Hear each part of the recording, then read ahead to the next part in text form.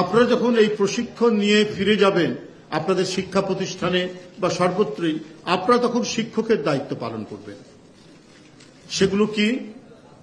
যে বিষয়গুলি এতদিন আমাদের দলের নেতৃবৃন্দ, আমাদের ভারপ্রাপ্ত চেয়ারম্যান, তিনি নানাভাবে কথাগুলি বলেছেন, জাতির সামনে উপস্থাপন করেছেন যে বিএনপি ক্ষমতায় আসলে কি কি কাজ করবে, যেটি জনগণের কল্যাণে কাজে লাগবে এবং বাংলাদেশ একটি আধুনিক রাষ্ট্র হিসেবে গড়ে উঠবে, একটি প্রযুক্তি সহায়ক রাষ্ট্র হিসেবে গড়ে উঠবে।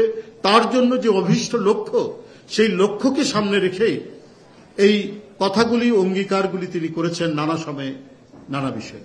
সেই অঙ্গীকারগুলি যে কত বাস্তব, সেই অঙ্গীকারগুলো যে বাস্তবায়ন যোগ্য, সেই বিষয়ে এখানে আমি বলবো যে তারা অনেকটাই প্রশিক্ষক। যদিও আমরা এটার নাম দিয়েছি মত বিনিময় সভা, বরং এটি একটি প্রশিক্ষণের মতোই এই কর্মসূচিটি।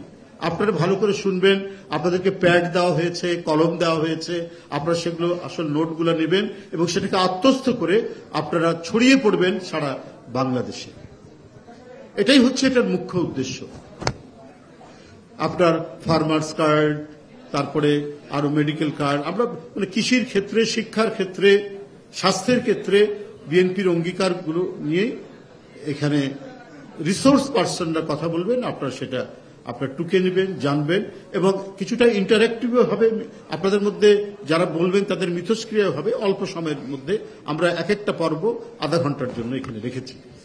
তো যাই হোক, আপনাদের সুস্থতা কামনা করছি, আপনাদেরকে আবারও স্বাগত জানাচ্ছি এবং আমাদের সকলের প্রেরণার যিনি কেন্দ্র, উৎসস্থল, আমাদের সেই প্রিয় নেত্রী, যিনি আজীবন সংগ্রাম করেছেন মানুষের জন্য, গণতন্ত্রের জন্য, স্বাধীনতার জন্য, সার্বভৌমত্ব রক্ষার জন্য, কোন লোক প্রলোভনের কাছে যিনি কখনোই মাথা নত করেনি এবং হুমকির মুখেও রাজরোষে পড়া সত্ত্বেও যাকে বাংলার মৃত্তিকা থেকে ইঞ্চি পরিমাণ সরানো যায়নি, মাটি, মানুষ এবং দেশের মধ্যেই